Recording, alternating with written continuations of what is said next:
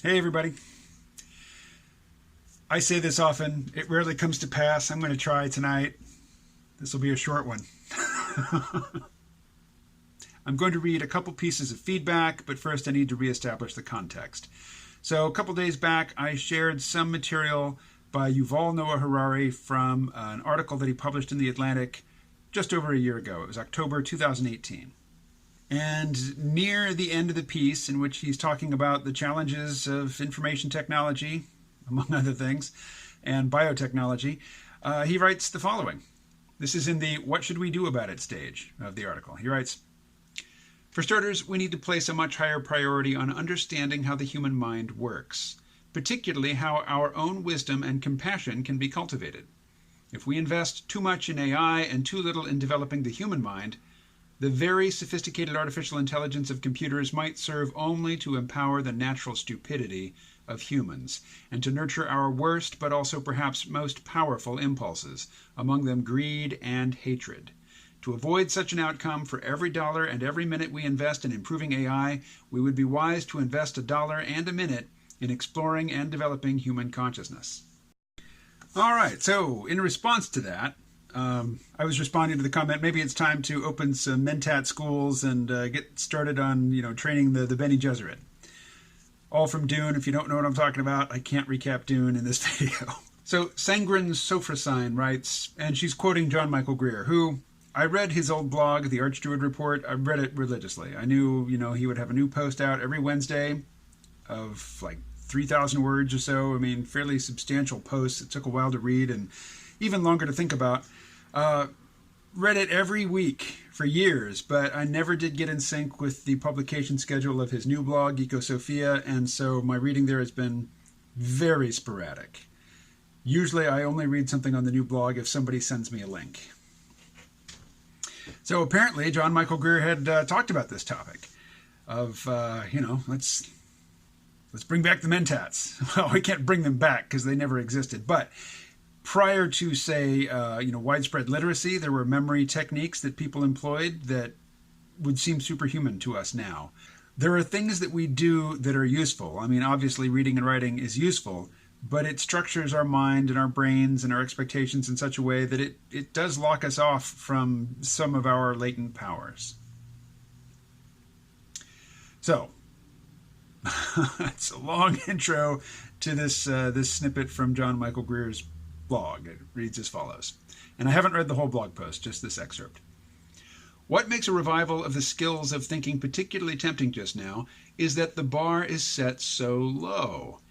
If you know how to follow an argument from its premises to its conclusion, recognize a dozen or so of the most common logical fallacies, and check the credentials of a purported fact, you've just left most Americans, including the leaders of our country and the movers and shakers of our public opinion, way back behind you in the dust. To that basic grounding in how to think, add a good general knowledge of history and culture, and a few branches of useful knowledge in which you've put some systematic study, and you're so far ahead of the pack that you might as well hang out your shingle as a mentat right away."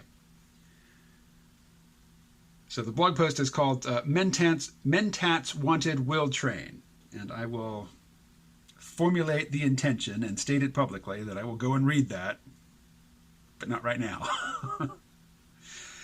So I agree with a lot of what he's saying.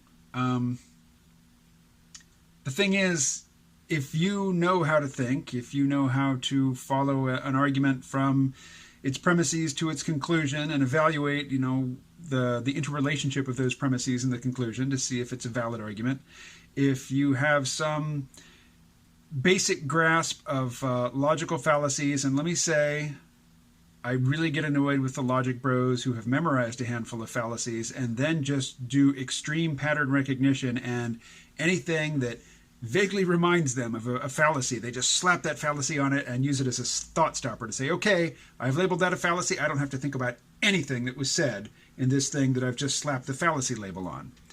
I think, in the name of logic, a lot of very lazy thinking goes on. But the real bummer about this whole line of thought is that Suppose you are good at logic. Suppose you do know history. Suppose you know rhetoric and you know persuasion, and you've studied some other field that is relevant, and you look out into the media landscape and you look out into the social media landscape and you listen to the conversations that people have around you, and you realize that everybody is basically just throwing slings and daggers and acid at one another based on tribal allegiances and quoting slogans and and just in no way adhering to what you think of as the basics of rational intellectual hygiene. What does your pristine understanding provide? Does it provide some sort of self-justification? And if so, what can you buy with that? Can you get a beer for, your sense of self-justification? It certainly doesn't help you communicate. I mean, I like to think that, I approach what John Michael Greer is describing here and look at my subscriber count. I mean, granted, these videos don't have much production value, and I haven't even been doing custom thumbnails recently. And really, it's the title and the thumbnail that determines, how far the algorithm spreads your video. But as far as I can tell, the style of thinking and self-cultivation, which I value and which he's describing here, doesn't really translate into persuasive power or an ability to outcompete other people in the marketplace. These skills that seem like they should be really highly valued, if they're not highly valued, then your ability to demonstrate your expertise in them doesn't count for much. Doesn't get you much prestige, doesn't get you much money, doesn't help you, lead other people to the light. It's a bit of a curse. But that said, there are very popular YouTubers who do what I think is high quality work. So I don't want to say it's hopeless, and I'm not complaining. I'm just saying I don't think that, hanging out your shingle as a Mentat is going to get you a whole lot. Except maybe, positive regard from Dune fans. And there will be more Dune fans, I think, this time next year, after the film is out. Okay. Kevin posted a long comment. I'm not going to read the whole thing. It's worth reading. I'm just not going to read the whole thing in this video. I'm going to read just the end and respond to that. I had talked yesterday in the video, I was describing this series of books by Margaret Atwood that starts with Oryx and Crake, and there is this new species of human replacements that have been created by science, and the person who created them also created a plague to wipe out the old-style humans. And the new humans don't use technology, and they don't have, any ambition to be anything but what they are. They have no drive for self-improvement. They have no drive for the acquisition of power or material resources. They're not curious about topics scientific. They like to sing, and that is a failing on Craig's part. He wanted to eliminate all creative thought, including, all musical sensibilities, and he failed in that. But, no harm done as far as I can tell. So I'm, talking about how can we modify human beings in accord with what Yuval Noah Harari is talking about, rather than focusing so much, a disproportionate amount of our resources and attention and money on cultivating artificial intelligence. These human brains are really amazing things and can be trained to do amazing things. We should probably put more emphasis on that, particularly given that a mind squandered and gone fallow or gone to waste or uncultivated is really a tragedy. And these human brain things are capable of suffering. Whereas, as far as we know, information technology does not yet have that capacity. And if we are wise and compassionate, it never will. But Kevin is talking about how difficult it would be to get people to give up their accustomed technological luxuries because, we've been raised with the expectation that these things are just part of the life that, we're entitled to. Kevin writes, I'm certainly no exception. I'll just spare you my own details for brevity. I greatly admire people like you who have quit the evil Facebook, and let me jump in here and say I did not quit Facebook. I was kicked off of Facebook. I greatly admire people like you who have quit the evil Facebook, but with all due respect, you flirted with the idea for ages before you finally did so under duress. Yeah, I was the administrator of a group there called the Friends of the Sea Realm, which had a couple of thousand people in it. It was a fairly active group, and I stayed on Facebook to shepherd that group. I don't know the status of it now. Likewise, ecologically minded as I like to think I am, I will be loath to give up my habits of hyper-fast travel, which, on a mass scale, cannot be provided to the citizenry without exploiting the environment in one way or another. Read Ivan Illich. Our modern Western habits of fast travel for commutes, to get to daily entertainment, for tourism, those will be an extremely difficult expectation to break. I have occasionally altered or lowered my own lifestyle expectations, but willpower alone doesn't seem to do it for me. For me, such altering requires some outside force of duress, as I mentioned, and the patience to endure years of feeling discontented about it.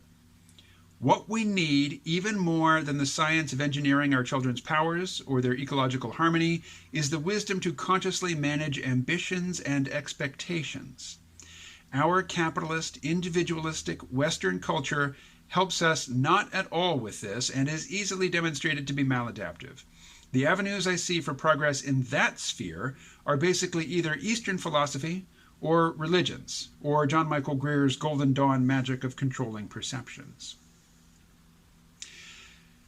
That last paragraph is a little disturbing to me, and I can see where you're coming from, and I can interpret it in a way that I agree with. But at the same time, what you're talking about is long-term social control, worldview management, deliberately imposing a set of values, beliefs, and expectations on people who wouldn't otherwise hold those values, expectations, and beliefs. That's right in line with what the Chinese Communist Party is doing right now, with their social credit score and with their draconian control of the media and, really harsh crackdown on dissonance and dissidents. So, social control, suppose we follow, we as a society, not we as individuals, because most of us as individuals won't even know that this program is ongoing. But suppose we do, as Yuval Noah Harari suggests, and devote as much resource, allocate as much to researching and cultivating human consciousness as we do machine intelligence. Well, suppose that is done by a small cadre of, or even a large cadre, a network of government-funded scientists whose job it is to counteract the maladaptive messaging of the mainstream media, which is driven by a desire to maximize profits in the short term, which encourages all manner of very wasteful behavior. And it encourages us to invest our sense of identity in things like new cars, or frequent air travel, or big houses, things like that. You want to replace that maladaptive set of expectations which is inculcated in us by media with something better. What is the better thing, and who decides what it is? And better for who? Better for the individuals, better for the ecosystem, better for the ruling class. From the perspective of the ruling class, what's good for them is good for everything else. So, in answer to my earlier question, what good is being a Mentat in a society that doesn't value the skills of the Mentat?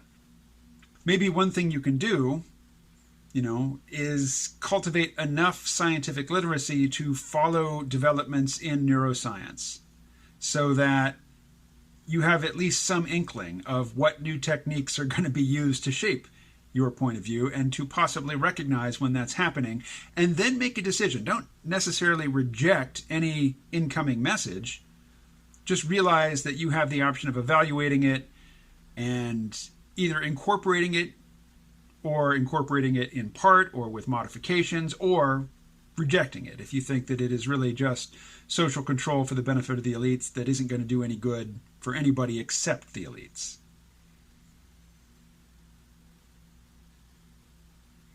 Okay, I'm going to stop there, and I will talk to you tomorrow.